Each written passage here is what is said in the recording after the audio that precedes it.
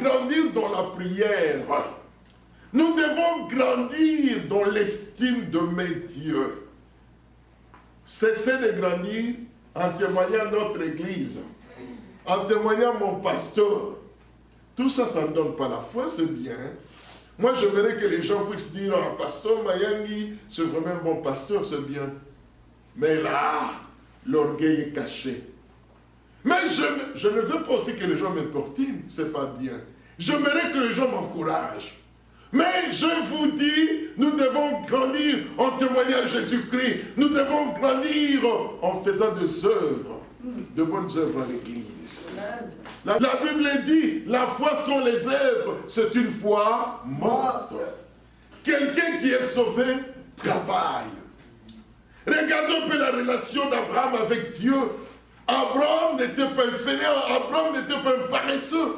Abraham travaillait. Il a vaincu des armées étrangères, mais il comptait à Dieu. Bien-aimé, Abraham fit un don qu'il donnait à Dieu. Il donnait sa dîme. Abraham, il était un homme de bien. C'est pour cela la Bible dit qu'il était qui? L'ami de Dieu. Amen. Amen. Vivre dans ta famille comme un enfant de Dieu. Vivre dans ta famille comme la lumière de Dieu. Celui ou celle qui portera le bonheur de Dieu au sein de la famille. Amen. Grâce à toi, que ta famille reconnaîtra Jésus-Christ. Amen. Amen. La parole de Dieu dans le livre de Genèse, chapitre 12, verset 1er. L'Éternel dit à Abraham, va-t'en de ton pays, de ta patrie et de la maison de ton père, vers le pays que je te montrerai. Amen. Amen. Que Dieu bénisse sa parole. La Bible déclare, mes bien-aimés, au commencement de la parole était avec Dieu, la parole est Dieu. Amen. Amen. Tout a été créé à travers la parole de Dieu. Si nous lisons les textes bibliques, c'est le seul texte qui dit la vérité. Et on démontre, on prouve comment Dieu a créé l'humanité. Il a employé sa parole et la parole a été passée aux actes. Amen. Amen. J'aimerais vous dire, peuple du Seigneur, le Seigneur nous a dotés, il nous a donné aussi cette puissance. C'est pour cela, souvenez-vous, la parole de Jésus, la promesse de Jésus, voici le miracle qui accompagneront ceux qui auront crié à mon nom. Ils chasseront des démons. Amen. Amen. Nous prenons la foi, nous prenons la parole de Dieu et nous chassons les démons. Amen. La Bible dit, tout est possible à celui qui croit. Nous ne croyons pas aux choses du monde, mais nous croyons à Jésus-Christ. Jésus est le chemin, la vérité et la vie. Bien-aimé en Christ, mon thème, c'est la responsabilité. Dieu dit à Abraham, va-t'en de ton pays, de ta patrie et de la maison de ton père. Amen. Amen. Donc, le Seigneur lui dit, tu dois sortir. Tu devrais sortir. Tu devrais y aller. Mais, j'aimerais vous dire ceci. Quand Dieu dit à Abraham de quitter sa terre, de quitter sa famille, de quitter sa patrie, quelqu'un dit Amen. Amen. Cela ne veut pas dire qu'Abraham dit à son père, à sa mère, écoutez-moi, Dad, ciao, Maman, Afidazen, non, ce n'est pas papa, au revoir, non. Dieu dit à Abraham, tu devrais maintenant devenir responsable. Amen. Amen. Donc, que ton père, ta mère, ta famille ne te voient plus comme un petit bébé qu'ils vont toujours continuer à bercer, à adorer. Si tu es toujours bébé, je sais que même à 40 ans, on peut être bébé, même à 60 ans, on peut toujours, quand on voit maman, on voit papa, c'est comme un petit bébé de 6 mois. Mais pourtant, quelqu'un de 60 ans. Tu peux avoir 80 ans, mais tu es irresponsable. Cela veut dire que là, ma parole du jour, devenir responsable n'a rien à voir quitter, aller, comme je vois des fois des jeunes qui vont une année sans qu'il y ait de contact avec sa famille. Non, non.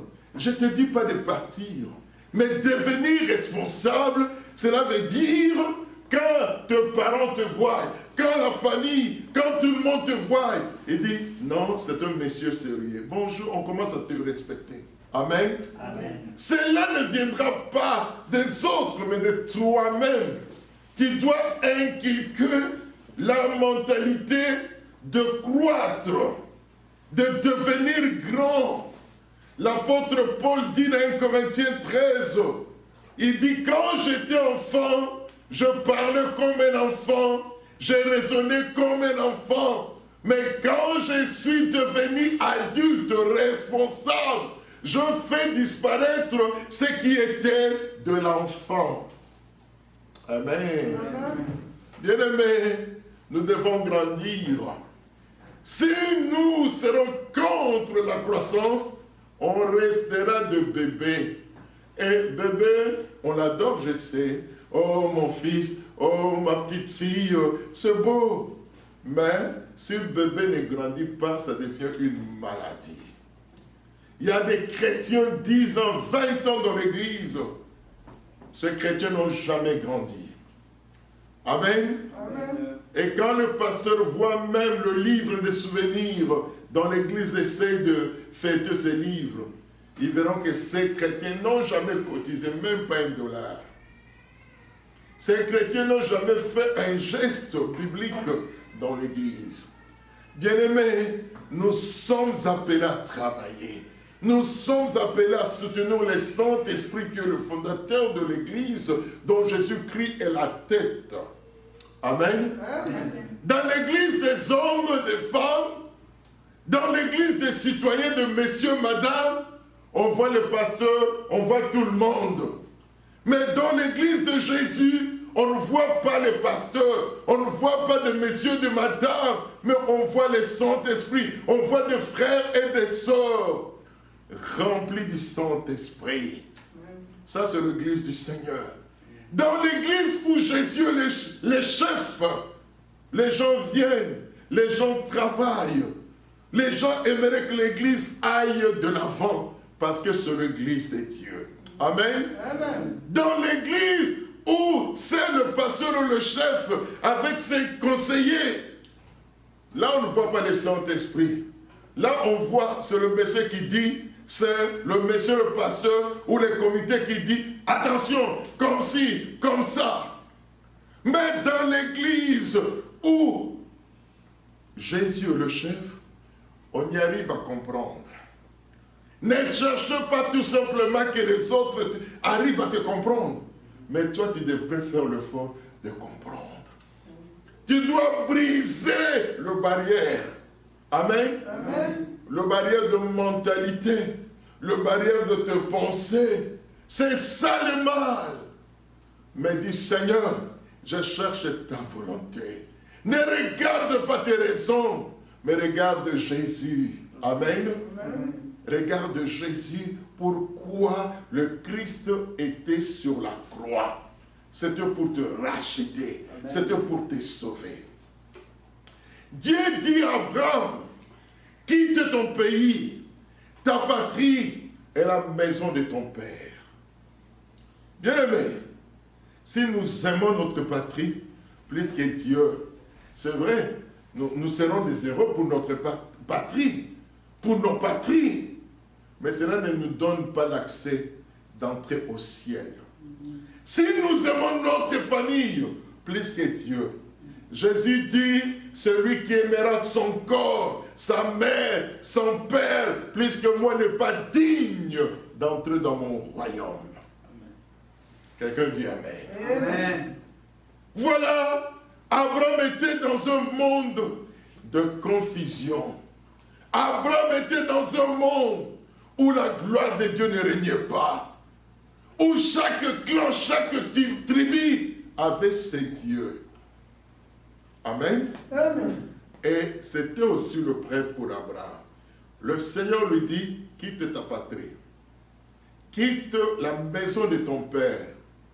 Mais Abraham pouvait dire, mais j'ai des sœurs et des frères. J'ai une grande responsabilité, je suis le chef de la famille. Mais le Seigneur dit de faire la différence.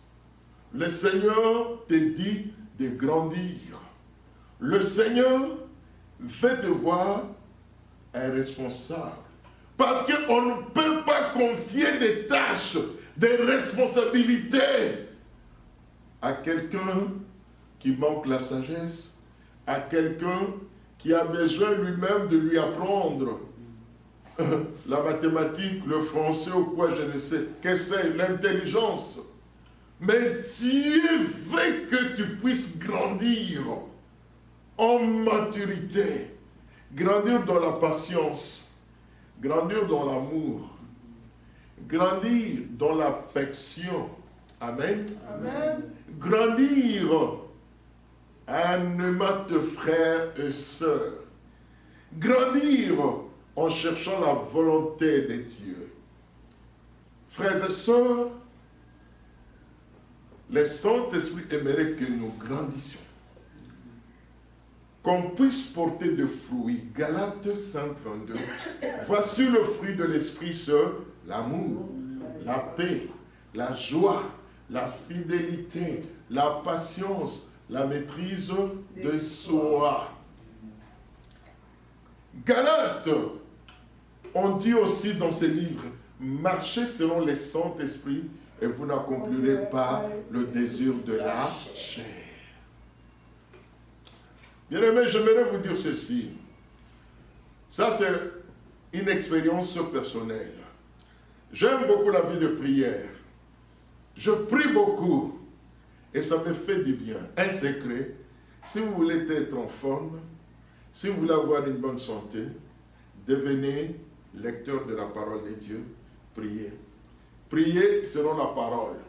Ne priez pas selon mon église. Ne prions pas selon les idéologies des hommes et des femmes, mais prions selon la parole de Dieu. Amen. Amen. Car la Bible dit, le ciel et la terre passeront, mais jamais la parole. Amen. Amen. Quand je prie, il y a des fois je prie avec de différents groupes. Je prie, il y a des fois des gens un peu de partout, mais téléphone pour la prière. Mais dès que je finis ma prière, qu'est-ce que je constate? Même si tu étais vraiment élevé dans le niveau de la foi, mais quand tu dis Amen, tu rentres, tu deviens comme monsieur tout le monde. Le combat commence. Amen. Amen. Par tes pensées, par tes illusions, par ton corps, parce que tu as fini et tu veux un peu contrôler, tu veux un peu voir, c'est ça le danger. Donc, la Bible a raison quand la Bible dit prier sans cesse. Prier sans cesse. Dès que tu dis Amen, c'est par là que commence voilà le monde. Amen. Amen. C'est bien pour le Seigneur, mais on dirait que le monde, quand l'ennemi entend, nous disons Amen, lui dit, venez vite, maintenant il a fini la prière, c'est notre temps. Il y a un bien-aimé, la semaine passée, quand il parlait avec moi, il pleurait, il disait que pasteur, depuis que j'ai commencé à prier, je vois maintenant qu'on dirait que les choses deviennent de plus en plus difficiles. Je dis oui, parce que, tu sais, l'ennemi sait que tu as pris l'initiative de prier. L'ennemi sait que peut-être tu gagneras, tu remporteras de grandes victoires. C'est pour cela qu'il se met en colère. Amen. Amen. Mais priez. Bien-aimés, nous devons grandir dans la prière. Nous devons grandir dans l'estime de mes dieux. Cessez de grandir en témoignant notre église, en témoignant mon pasteur. Tout ça, ça ne donne pas la foi, c'est bien. Moi, j'aimerais que les gens puissent dire, ah, pasteur Mayangi, c'est vraiment un bon pasteur, c'est bien. Mais là, l'orgueil est caché. Mais je ne veux pas aussi que les gens me portinent, c'est pas bien. J'aimerais que les gens m'encouragent. Mais je vous dis, nous devons grandir en témoignant Jésus-Christ. Nous devons grandir en faisant des œuvres, de bonnes œuvres à l'église. La Bible dit, la foi sans les œuvres, c'est une foi morte. Quelqu'un qui est sauvé travaille. Regardons un peu la relation d'Abraham avec Dieu. Abraham n'était pas un fainéant, Abraham n'était pas un paresseux. Abraham travaillait. Il a vaincu des armées étrangères, mais il comptait à Dieu. Amen. Amen. Amen. Quand même, on avait arrêté son neveu. Il a envoyé ses serviteurs pour aller délivrer qui? Son neveu. Bien-aimé, Abraham fit un don qu'il donnait à Dieu. Il donnait sa dîme. Abraham, il était un homme de bien. C'est pour cela la Bible dit qu'il était qui? L'ami de Dieu. Quitte ton pays. Il y a des frères et des sœurs qui disent que vraiment j'aime Jésus, mais ils sont attachés encore dans des trucs des sires. Le Seigneur t'appelle pour quitter. Amen. Amen. Vivre dans ta famille comme un enfant de Dieu. Vivre dans ta famille comme la lumière de Dieu. Celui ou celle qui portera le bonheur de Dieu au sein de la famille. Amen. Grâce à toi, que ta famille reconnaîtra Jésus-Christ. Amen. Amen. Frères et sœurs, Abraham a quitté la famille, la patrie, le pays, pour faire la volonté de Dieu. Amen.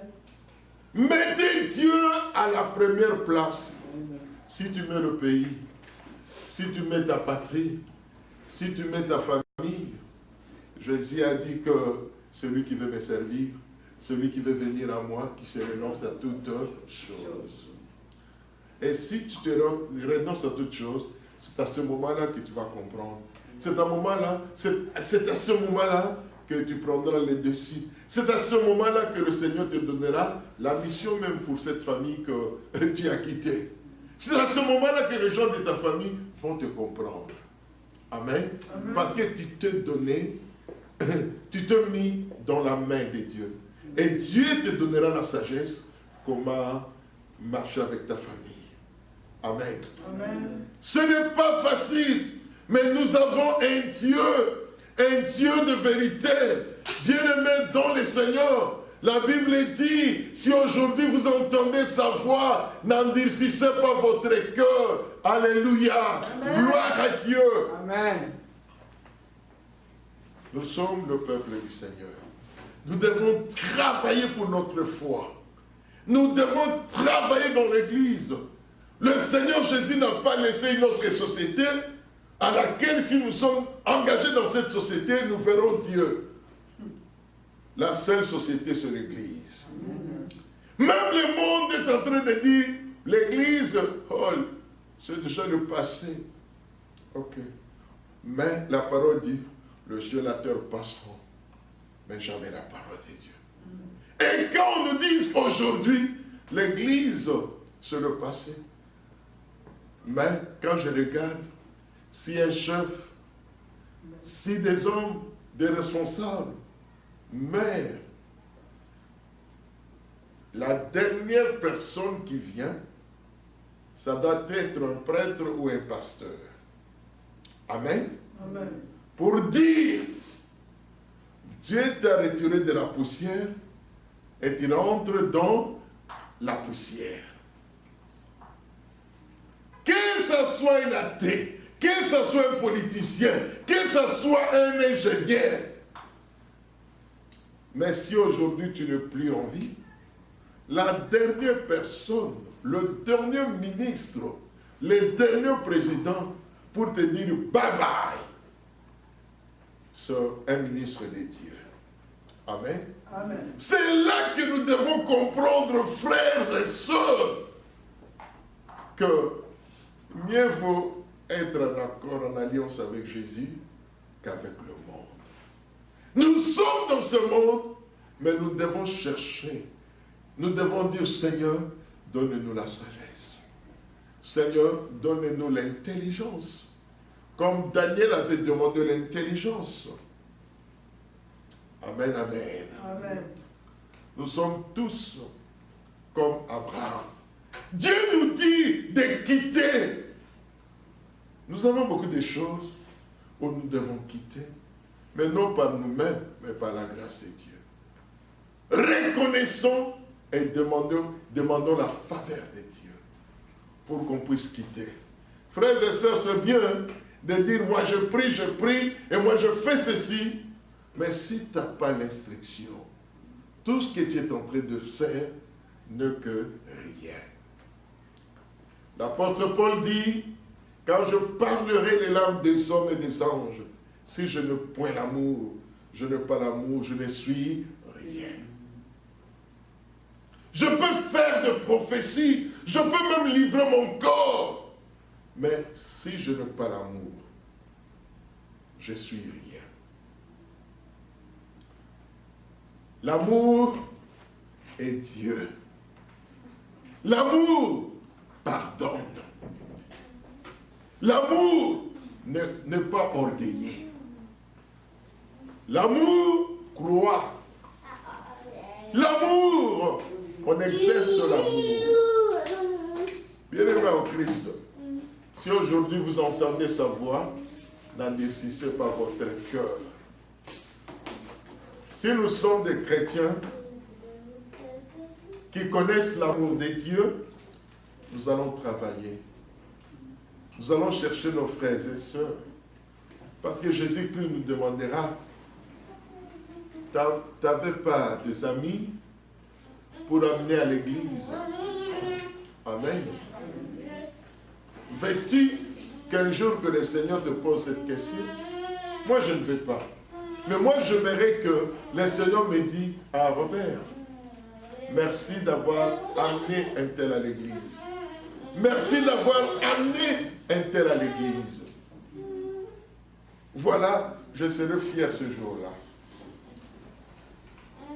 Bien-aimés, on peut y avoir des excuses envers nos frères et sœurs, mais pas devant Dieu.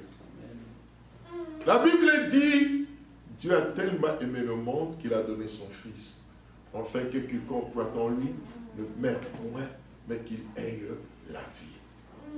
L'Église donne la vie. C'est celle de Jésus-Christ, mes frères et sœurs. C'est beau d'écouter la parole de la vérité, car c'est la vérité qui libère. C'est pour cela que nous sommes ici, pour chercher la face de Dieu. Bien-aimé, c'est vrai, aucun jour, depuis que je commençais à prêcher, peut-être aucun jour que je prêchais et les gens sont descendus comme ça, on voit. Non. Mais si physiquement nous ne voyons rien, mais spirituellement, je vous assure, moi j'ai la foi, je crois qu'ils sont là, les anges de Dieu. Amen. Pour célébrer ce culte avec nous. Quelqu'un dit Amen. Amen. C'est pour cela, peuple du Seigneur, réveillons-nous, marchons dans la vérité, devenez des hommes et des femmes qui font la gloire de Dieu. Amen. Amen.